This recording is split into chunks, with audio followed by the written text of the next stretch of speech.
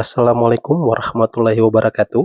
Kepada yang terhormat Bapak Ibu dosen penguji uji kinerja PPG, perkenalkan nama saya Saleh Angkotasan, mahasiswa PPG Transformasi B3 tahun 2025 di LPTK Universitas Islam Negeri AM Sangaji Ambon dengan NIM 25031000234. Pada hari ini, Kamis 9 Oktober 2025, saya akan melaksanakan praktik pembelajaran dalam rangka penilaian uji kinerja di SD Negeri 5 Warinama pada kelas 5 dengan tema meneladani perjuangan Rasulullah Sallallahu Alaihi Wasallam.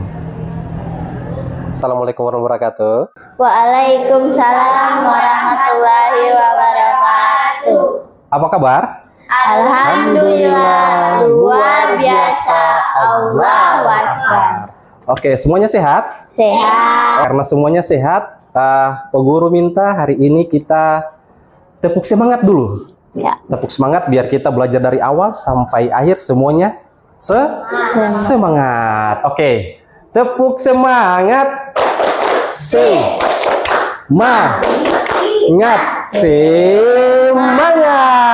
Ya, tepuk tangan dulu buat kita semua. Ya.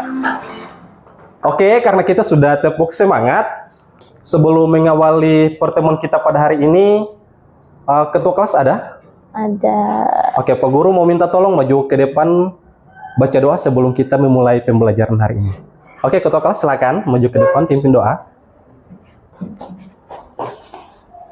Teman-teman sebelum kita belajar maka kita berdoa. Sudah dimulai.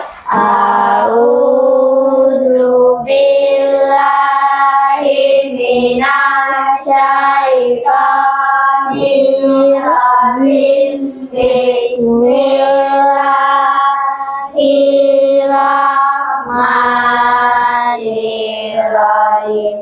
Alhamdulillahi rabbil alamin. Ar-Rahmanir-Rahim. Maliki yaumiddin. Iyyaka na'budu wa iyyaka nasta'in. Ihdinas siratal mustaqim. Siratal ladzina an'amta alaihim ghairil maghdubi alaihim waladdallin. Amin. Rabbi zidni ilma warzuqni fahman. Amin. Oke, terima kasih ketua kelas sudah memimpin doa. Selanjutnya Pak Guru mau cek kehadiran dulu. Semuanya hadir ya? Ya. Oke, alhamdulillah semuanya hadir. Nah, untuk menanamkan rasa cinta terhadap negara, menumbuhkan rasa nasionalisme, mari kita berdiri, kita menyanyikan lagu Garuda Pancasila. Oke, silakan berdiri. Mari kita menyanyikan lagu Garuda Pancasila. Nah, ini dia. Sorry, kids.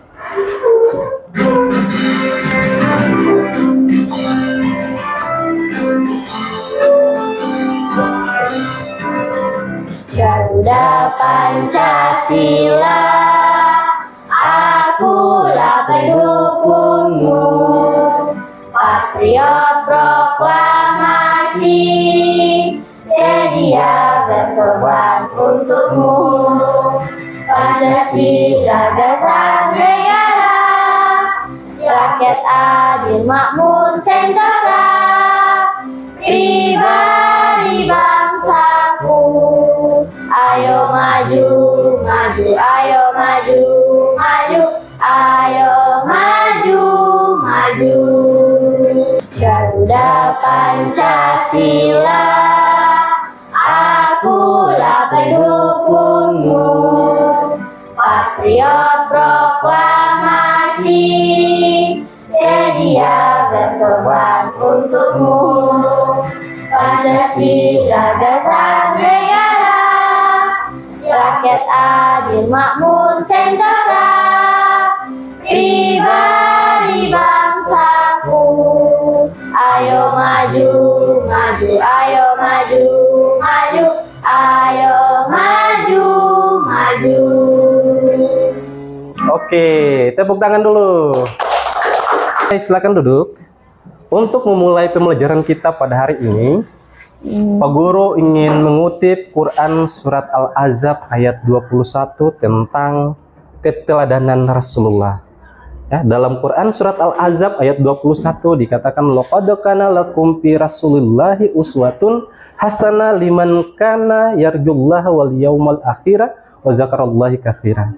Yang artinya telah ada pada diri Rasulullah suri teladan yang baik bagimu, ya, yakni bagi orang yang mengharap rahmat Allah dan kedatangan hari kiamat dan dia banyak menyebut Allah. Jadi ternyata pada diri Rasulullah itu sudah ada suri teladan. Kita hanya mencontohi bagaimana sikap Rasulullah, bagaimana perkataan Rasulullah, dan itu harus menempel dalam kehidupan kita sehari-hari. Hari ini kita belajar tentang bagaimana meneladani perjuangan Rasulullah. Nah, kita sebelum lanjut, kita harus punya kesepakatan kelas dulu. Pak Guru ingin membuat kesepakatan kelas dengan kalian semua. Nah, yang pertama, meminta izin jika mau ke toilet. Sepakat? Sepakat. Oke. Kesepakatan kelas yang kedua, yaitu harus fokus selama belajar. Sepakat? Sepakat. Jadi kita cuma punya dua kesepakatan kelas, yaitu meminta izin ketika mau ke toilet dan harus fokus selama belajar. Oke, baik. Nah, Pak Guru mau tanya, pernahkah kalian punya janji dengan teman? Pernah. Oke. Bagaimana pengalaman kalian ketika memiliki janji dengan teman? Apakah teman tidak menepati janji ataukah dia menepati janji? Pernah? Pernah. Teman pernah tidak menepati janjilah. Saya sangat kecewa. Oh, sangat kecewa. Oke, ada yang lain? Ya.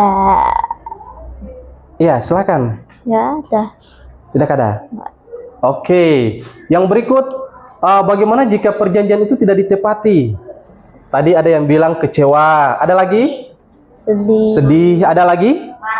Marah. Nah, itulah mengapa pentingnya kita menepati janji. Oke? Ya. Nah, tujuan pembelajaran kita pada hari ini yang pertama, melalui pembelajaran ini peserta didik dapat menjelaskan pengertian Fatu Makkah dengan benar. Yang kedua, peserta didik dapat menjelaskan sebab-sebab terjadinya peristiwa Fatu Makkah dengan benar. Yang ketiga, peserta didik dapat menemukan nilai-nilai perdamaian yang terkandung dalam peristiwa Fatu Makkah dengan tepat. Dan yang keempat, peserta didik dapat menentukan berapa perilaku mulia Rasulullah Shallallahu Alaihi Wasallam yang muncul dalam peristiwa Fatu Makkah dengan benar. Jadi kita punya 4 tujuan pembelajaran pada hari ini. Oke, baik. Nah, ini. Apakah ada yang sudah tahu tentang perjanjian Hudaybiyah? Ya. Ada yang baru dengar? Ya. Oke, mari kita bahas secara bersama-sama. Perjanjian Hudaybiyah merupakan salah satu peristiwa monumental dalam sejarah Islam yang menggambarkan kebijaksanaan dan kesabaran Nabi Muhammad Sallallahu Alaihi Wasallam dalam menghadapi situasi yang penuh ketegangan. Pada tahun ke-6 Hijriah, Rasulullah bersama sekitar 1.400 sahabat berangkat menuju Mekah dengan niat suci untuk menunaikan ibadah umrah. Namun rombongan itu dihadang oleh kaum kafir Quraisy yang melarang mereka memasuki kota. Di tengah situasi yang menegang, Rasulullah memilih jalan damai dan mengutus Utsman bin Affan sebagai utusan untuk bernegosiasi hingga akhirnya tercapai sebuah perjanjian di tempat bernama Hudaybiyah. Secara lahiriah, isi perjanjian itu tampak merugikan kaum muslimin. Mereka harus kembali ke Madinah dan baru diperbolehkan menunaikan umroh pada tahun berikutnya. Selain itu, setiap orang kafir Quraisy yang bergabung dengan umat Islam wajib dikembalikan ke Mekah, sementara yang keluar dari Islam tidak wajib dikembalikan. Banyak sahabat merasa kecewa dan tidak memahami alasan Nabi menerima syarat-syarat yang berat itu. Namun Rasulullah Shallallahu Alaihi Wasallam dengan penuh ketenangan berkata bahwa kemenangan tidak selalu datang dengan peperangan, melainkan dengan kesabaran dan kebijaksanaan dalam membaca kehendak Allah Subhanahu wa Ta'ala. Setahun setelah perjanjian itu, dampak besar mulai terasa. Keamanan yang diciptakan oleh perjanjian Hudaybiyah membuka jalan bagi penyebaran dakwah Islam secara damai.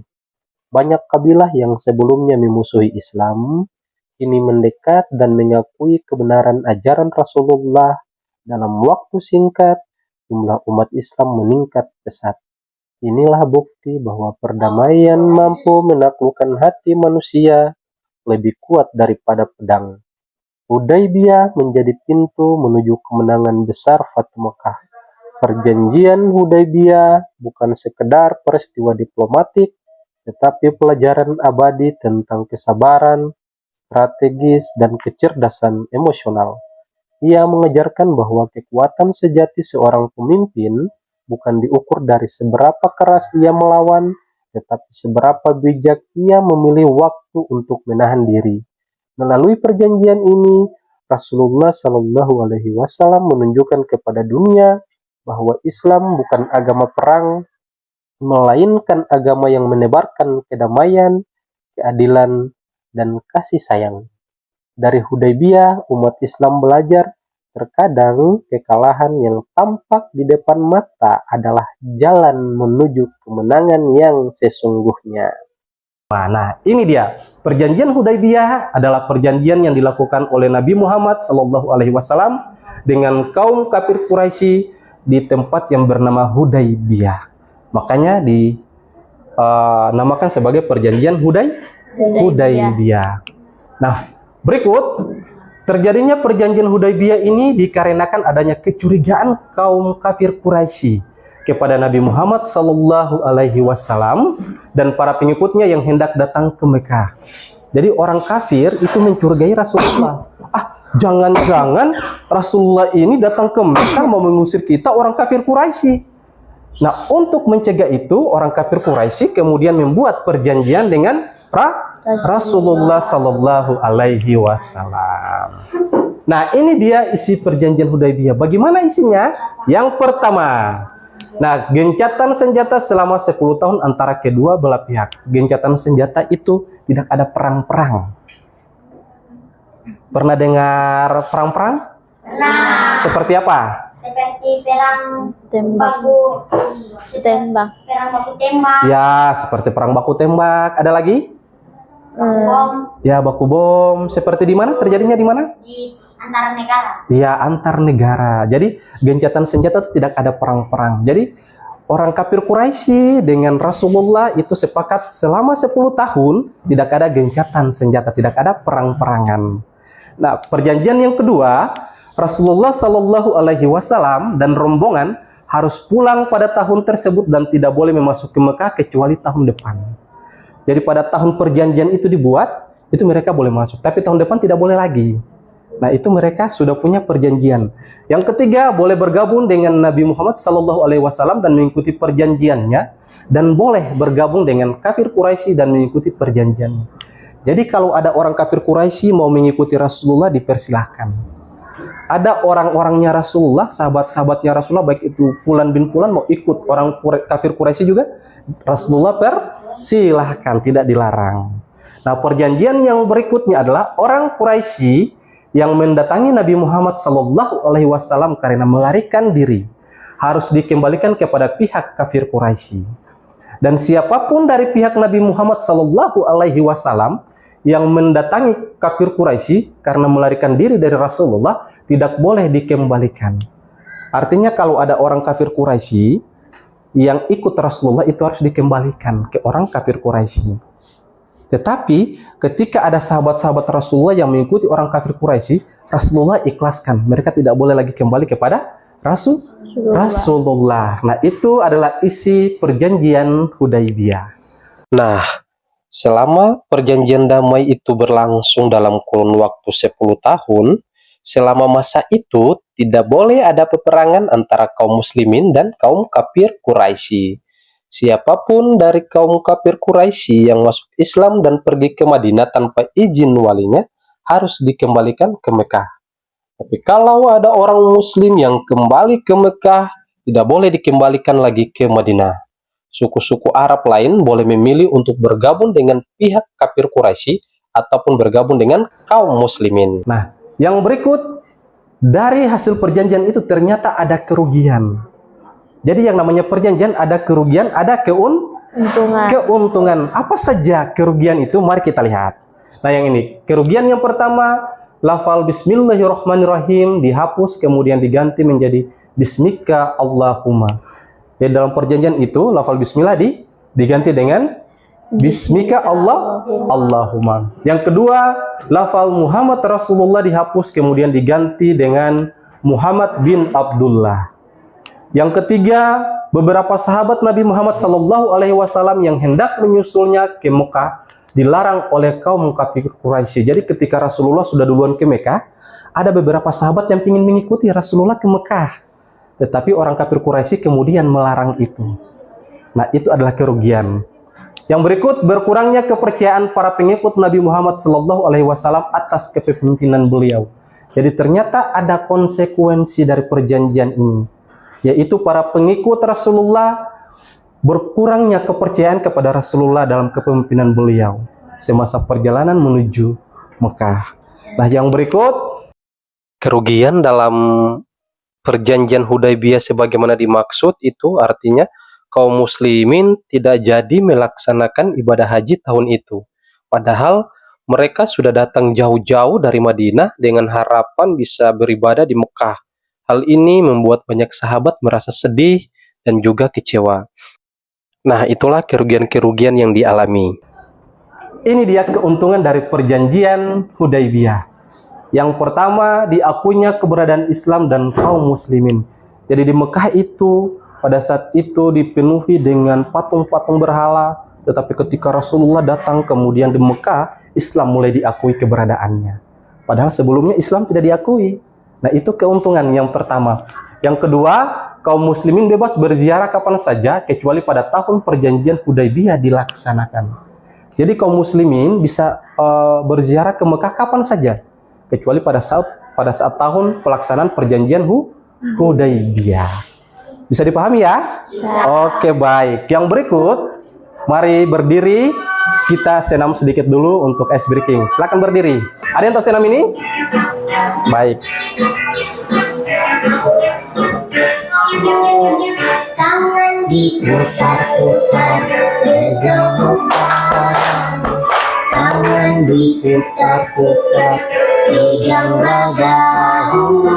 Tangan diputar-putar, peganglah lutut. Digoyang-goyang, digoyang-goyang, digoyang-goyang. Tangan diputar-putar, bertepuk tangan. Tangan diputar-putar, peganglah bahu. Tangan diputar-putar, peganglah lutut. Digoyang-goyang, digoyang-goyang, digoyang-goyang. Diputar-putar, diputar ke atas. Diputar-putar, diputar ke bawah. Diputar-putar, diputar ke kanan. Diputar-putar, diputar ke kiri.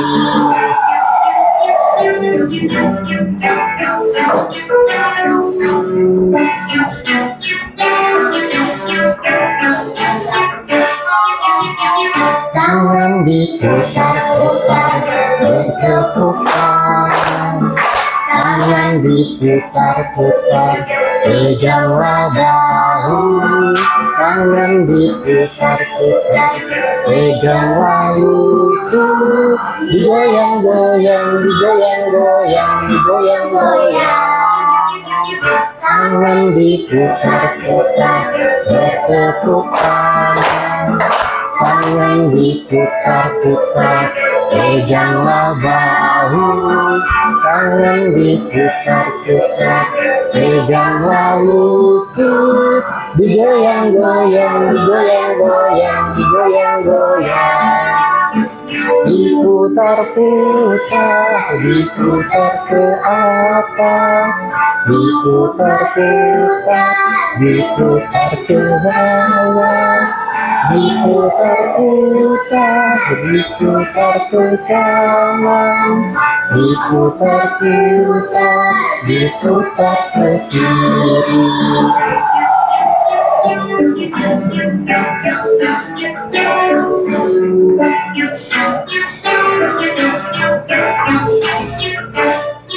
Oke, tepuk tangan dulu. Silakan duduk. Nah, yang berikut adalah Fatu Mekah. Fatu Mekah ini artinya penaklukan kota Mekah. Jadi sebelum Rasulullah menaklukkan itu, orang kafir Quraisy menguasai Mekah dengan apa? Dengan banyak berhala-berhala di sana. Nah, olehnya itu Rasulullah kemudian menaklukkan kota Mekah itu dan diperingati dengan istilah Fatu Mekah. 2 tahun setelah perjanjian Hudaybiyah, benih perdamaian yang ditanam Rasulullah Shallallahu Alaihi Wasallam tumbuh menjadi pohon kemenangan. Ketika kaum kafir Quraisy melanggar perjanjian dengan menyerang sekutu kaum muslimin, Rasulullah menilai inilah saatnya menegakkan keadilan. Dengan pasukan berjumlah sekitar 10.000 orang, beliau bergerak menuju Mekah tanpa menabuh genderang perang. Langkahnya senyap, tapi berisi ketegasan ilahi bahwa kemenangan sejati bukanlah membinasakan musuh, melainkan menaklukkan hati manusia menuju kebenaran. Saat pasukan Islam memasuki Mekah, tak ada pedang terhunus untuk membalas dendam. Tidak ada amarah yang dilampiaskan, meski bertahun-tahun mereka disiksa dan diusir. Di hadapan Ka'bah, Rasulullah berdiri dengan penuh kerendahan hati, menundukkan kepala dalam syukur.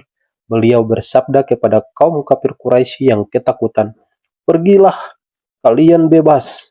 Kalimat itu menggema di lembah Mekah seperti cahaya yang memadamkan kegelapan. Inilah puncak rahmat Islam, ampunan yang mengalahkan kebencian, dan kasih sayang yang melampaui balas dendam.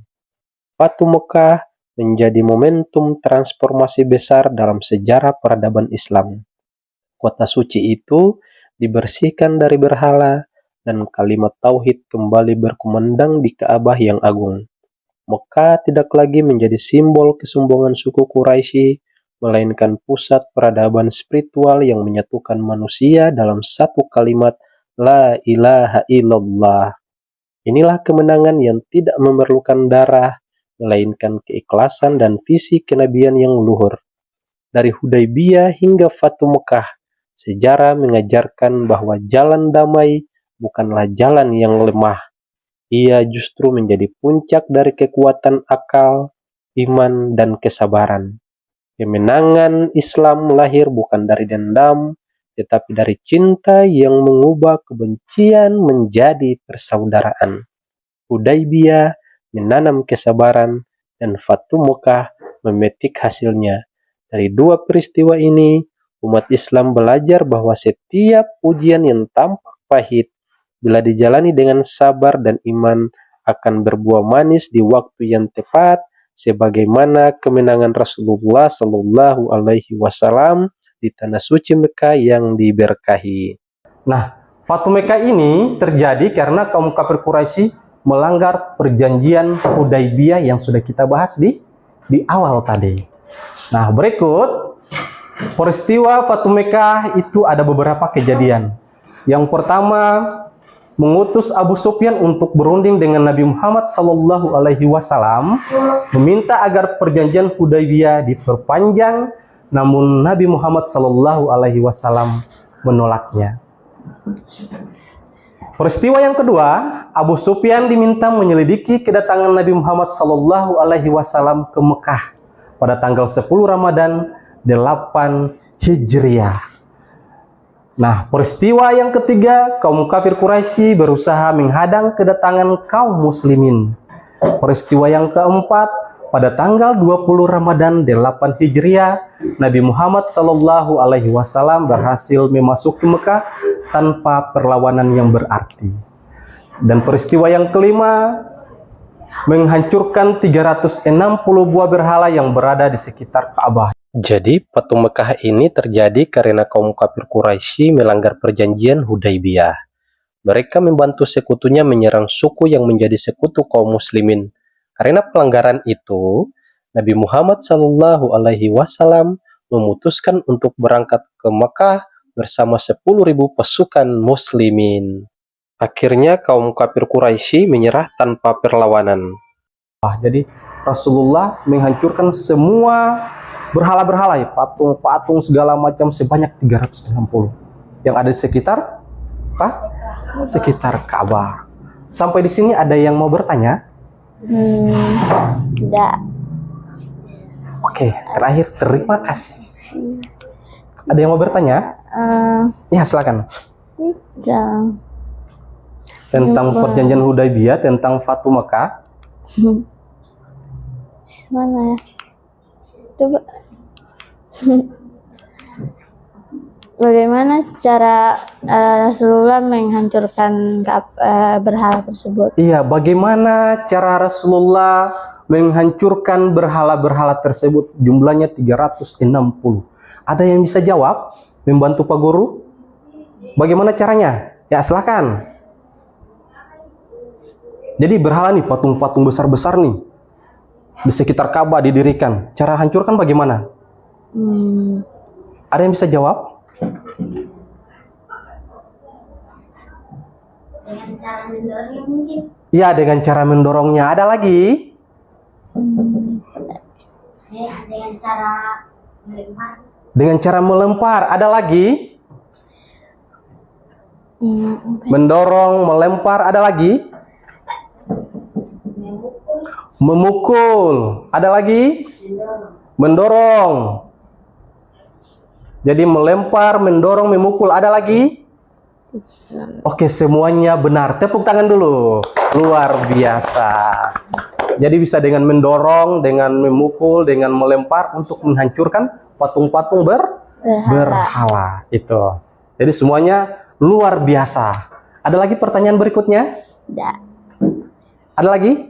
Oke, karena tidak ada pertanyaan, ada yang bisa menyimpulkan tidak dari materi ini?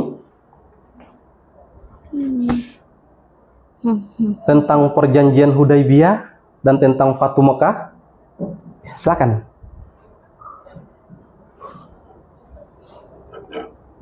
Perjanjian Hudaibiyah itu perjanjian apa? Perjanjian Catatan silat 110 tahun. Iya, tepuk tangan dulu, luar biasa. Mantap. Kalau kejadian Fatu Mekah itu tentang apa?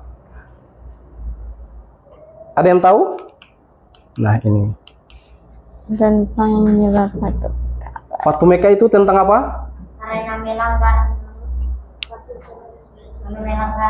perjanjian. Iya, tepuk tangan dulu. Mantap.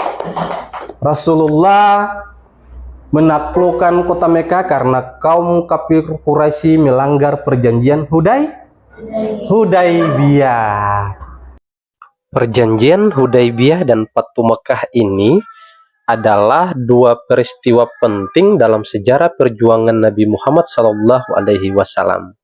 yang mengajarkan tentang kesabaran, kejujuran, dan kekuatan dalam menjaga perdamaian.